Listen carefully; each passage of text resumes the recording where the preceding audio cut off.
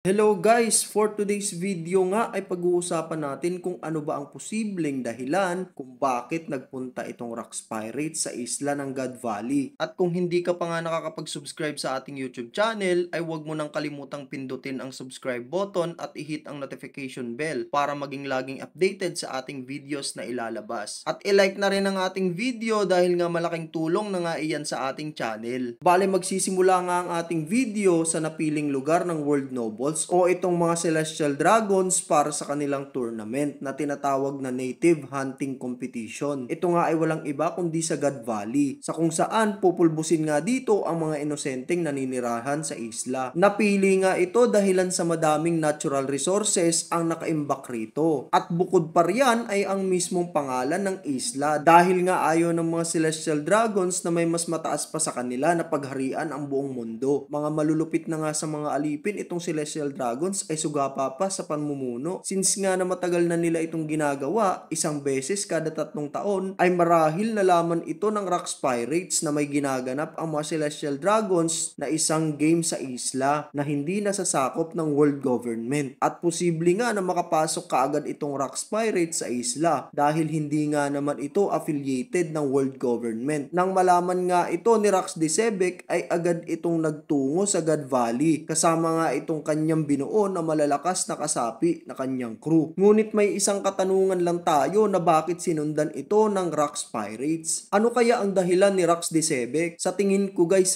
dahil nga sa mataas ang pangarap nitong si Rax Decebek na kung saan gusto nga niyang pagharian ang buong mundo o maging isang king of the world at umupo sa empty throne na para nga magawa niya ang lahat ng iyon ay dapat masupil nga niya itong mga Celestial Dragons. Na alam naman natin na ang makapangyarihan hanggang sa kasalukuyan ay itong mga World Nobles o itong Celestial Dragons na posible nga ay gusto nga niya itong burahin para siya na ang maging hari na kung saan ay magkakaroon na siya ng kontrol sa anumang panig ng mundo. At bukod pa riyan ay marahil nalaman rin nitong Rocks Pirates ang mga papremyo sa tournament, itong 6 na treasure chest na naglalaman ng pinakamahalagang bagay o kung anuman dahil hindi pa nga nare-reveal ang tunay na laman itong mga treasure chest. Pero meron nga tayong separated video dyan na isang perspective lang naman sa kung anong laman nitong treasure chest. Kung gusto nyo nga panoorin ay ilalagay nga natin ang link dyan sa ibaba. Well anyway nga guys, nang malaman nga ito ni Garp ay marahil nag-isip nga ito ng paraan para mapabagsak itong Rocks Pirates dahil nga alam niyang madami ang madadamay na inosente at normal na mga tao dito. Kaya siguro napagpasyahan ni Garp na makipag-alyansa kay Roger na itong si Roger nga ay ang kaibigan ni Garp na pumayag nga ito sa inalok sa kanya ni Garp na alam naman natin na itong si Roger ay mabait na pirata na mahilig sa mga bata at dahil nga dyan ay ayaw ni Roger na madamay itong mga inosenteng tao sa isla na bukod pa riyan ay alam naman natin na kung anong pangarap ni Roger ang maging hari ng pirata. Diba?